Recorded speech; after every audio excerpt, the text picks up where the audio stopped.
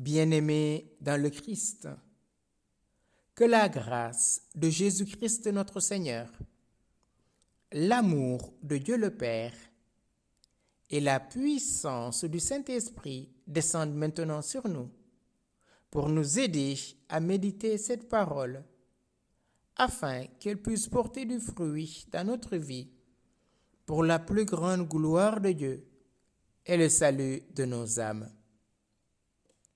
En ce 32e dimanche du temps ordinaire, j'aimerais méditer avec vous l'évangile de Jésus-Christ selon saint Matthieu, au chapitre 25, du verset 1 au verset 13.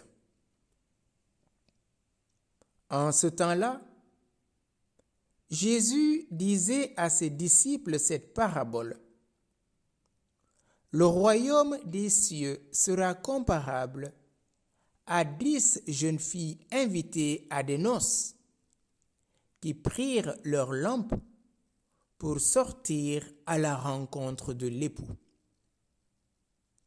5 d'entre elles étaient insouciantes et 5 étaient prévoyantes.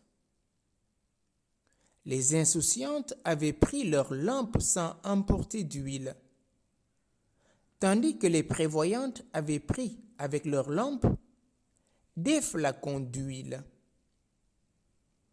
Comme l'époux tardait, elles s'assoupirent toutes et s'endormirent. Au milieu de la nuit, il y eut un cri. Voici l'époux, sortez à sa rencontre.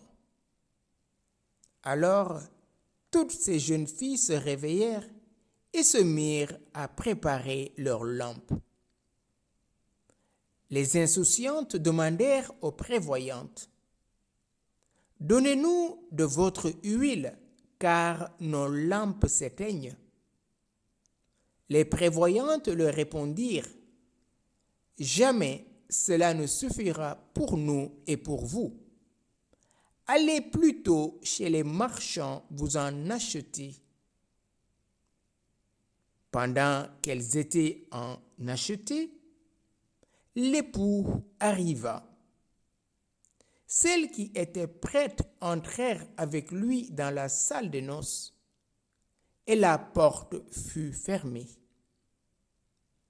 Plus tard, les autres jeunes filles arrivèrent à leur tour et dirent, « Seigneur, Seigneur, ouvre-nous. » Il leur répondit, « Amen, je vous le dis, je ne vous connais pas.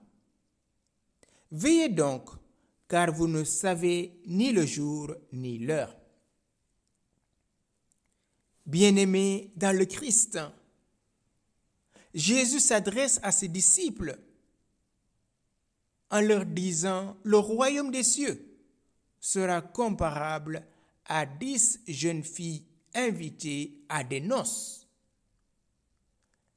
Le royaume des cieux est ici comparé à des noces, comme nous l'entendons dans chaque Eucharistie. Heureux les invités au repas des noces de l'agneau, en reprenant bien sûr le livre de l'Apocalypse 19.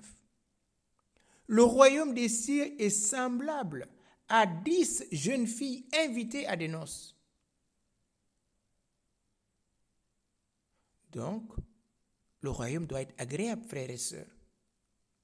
Chacun de nous aime être convié à des noces. Et cela nous met en mouvement,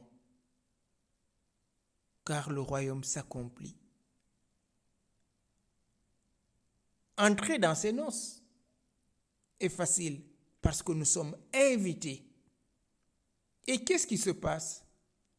Ces 10 jeunes filles invitées prirent leurs lampes pour sortir à la rencontre de l'époux. Rappelez-vous ce que Jésus nous dit dans Matthieu chapitre 5.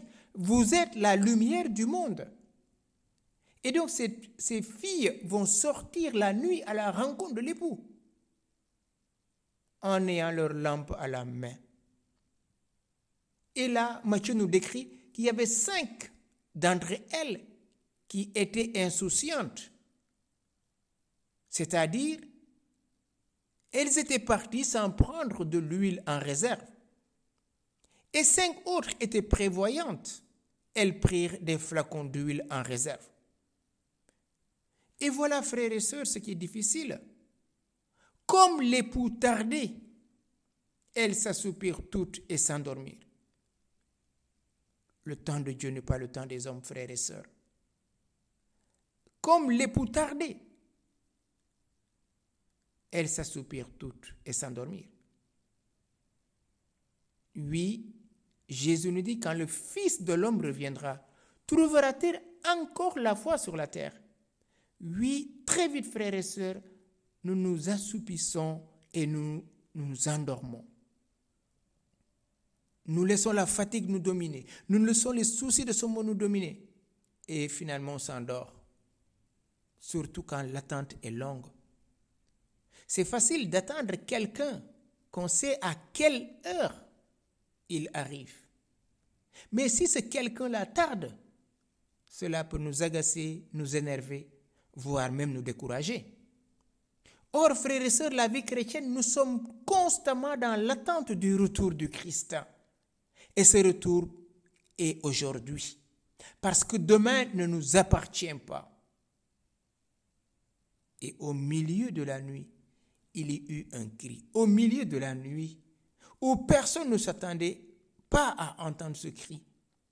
Parce que tous dormaient. Voilà que le cri retentit. Voici l'époux. Sortez à sa rencontre. Voici l'époux, c'est la parole du dernier des prophètes de l'Ancien Testament, Jean le Baptiste, en voyant Jésus venir à lui.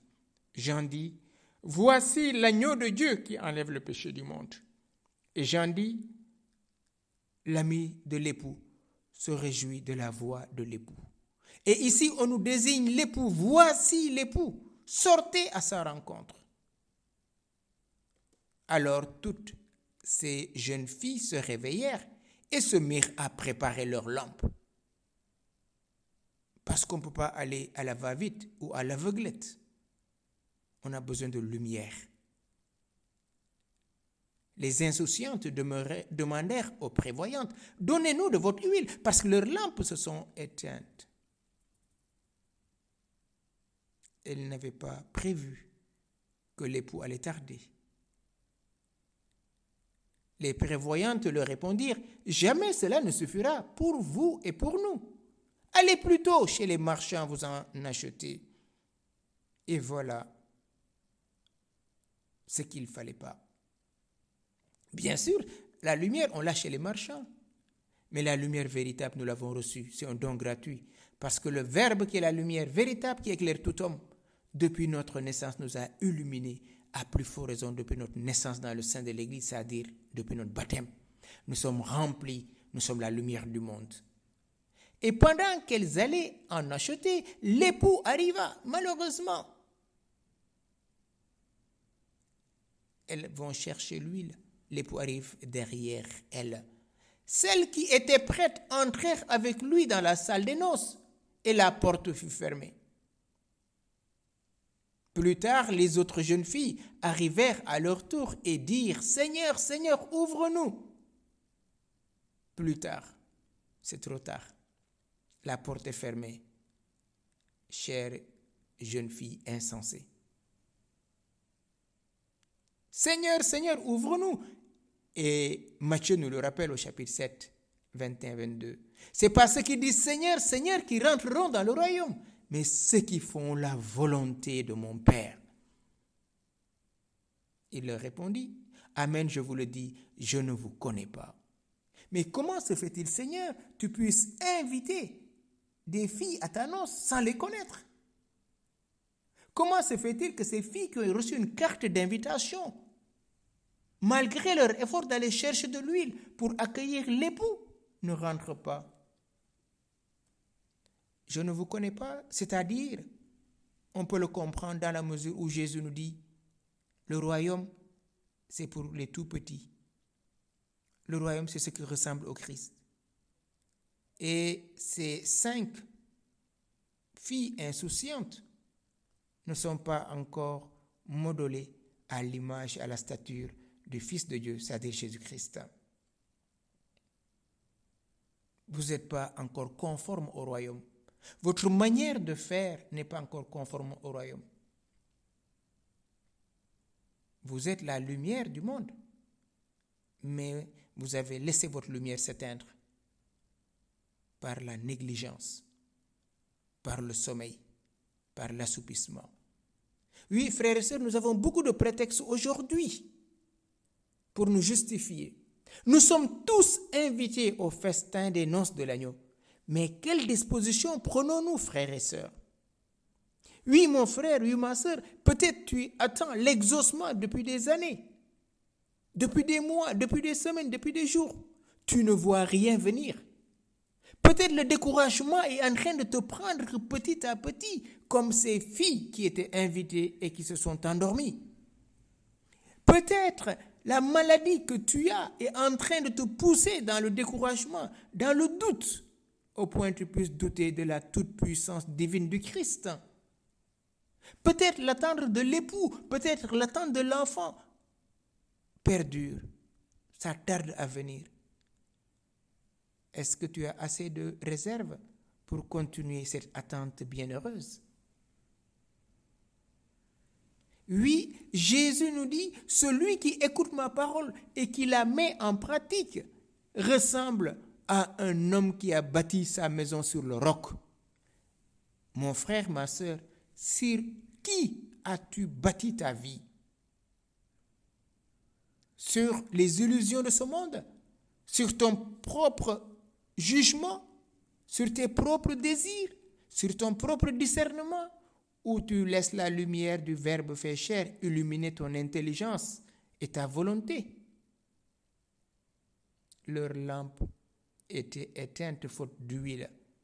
L'huile, frères et sœurs, c'est la charité qui fait que le chrétien est un alter Christus. Si vous m'aimez, vous garderez mes commandements. Moi et le Père, nous viendrons demeurer chez vous. Celui qui ne garde pas ma parole ne m'aime pas. Et celui qui ne m'aime pas n'aime pas mon Père. Oui, frères et sœurs, nous disons que nous sommes chrétiens. Nous allons à la messe. Nous rendons un culte à Dieu. Mais est-ce que nous vivons de la charité? Est-ce que nous sommes capables de nous dépasser pour aimer comme Jésus nous a aimés? Et à la fin de cet évangile, voilà le sommet de cet évangile, frères et sœurs. Veillez donc, car vous ne savez ni le jour ni l'heure. Veillez. Nous avons entendu ce mot à plusieurs reprises dans l'évangile. Mais parfois, nous sommes comme ces 10 invités qui s'endorment parce que l'époux tarde à venir. Comme dit le livre d'Habakkuk au chapitre 3, si la parole tarde à se réaliser, attends-la, elle se réalisera certainement. Parce que Dieu est fidèle. Tout ce qu'il veut, il le réalise. Et tout ce qu'il promet, il l'accomplit. Peut-être tu as reçu dans ta vie des prophéties qui te parlent d'un époux qui va venir, d'un mariage, d'un enfant ou des enfants, d'un travail. Mais jusqu'à présent, tu n'as rien vu de pareil. Est-ce que ta foi est encore brûlante ou bien tu es pris par le découragement et le doute? Dieu n'est pas un homme pour mentir. Dieu ne peut pas se tromper ni nous tromper, frères et sœurs.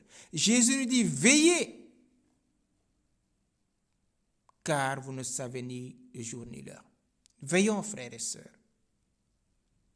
et devenons des hommes insensés par la puissance de l'Esprit Saint, pour que notre vie puisse trouver un éclat auprès de Dieu, pour que notre vie soit modelée à l'image du Christ. Est-ce que, mon frère, est-ce ma sœur, tu attends le retour de Christ? Ou bien pour toi, tu veux faire passer d'abord ton mariage, tu veux faire passer d'abord ton baptême, tu veux faire passer d'abord tel ou tel événement de ta vie? Pourquoi tu demandes au Christ d'attendre avant de revenir? Ton projet est éphémère et terrestre, et l'amour que Jésus te propose est éternel, c'est-à-dire entrer dans son royaume. Et donc demandons à Jésus, par la puissance de l'Esprit Saint, de toucher maintenant notre cœur pour que nous puissions être des hommes et des femmes appelés pour le royaume.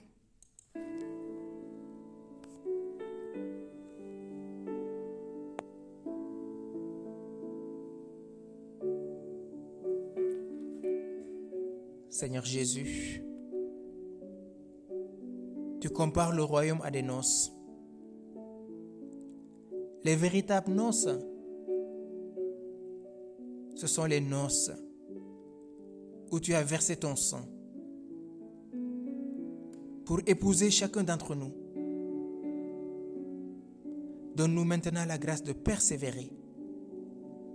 Car tu nous dis, c'est ceux qui persévéreront jusqu'au bout qui seront sauvés. Ô Jésus, ne permets jamais que ta venue me surprenne. Ô Saint-Esprit, toi le feu dévorant, viens consumer à moi toute indolence.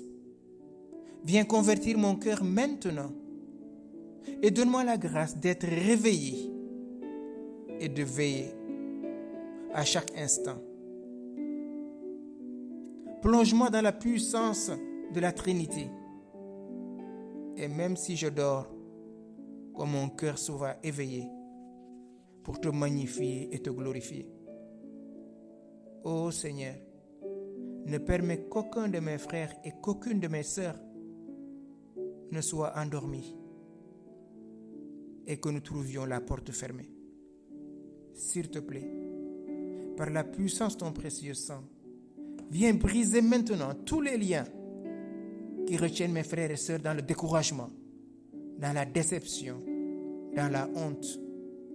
Au nom puissant de ton précieux sang, maintenant, que ce sang coule dans la vie de mes frères et sœurs, pour que nous soyons des veilleurs, pour que nous puissions tenir nos lampes allumées quand tu viendras dans la gloire. Alléluia. Gloire et louange à toi, Seigneur Jésus.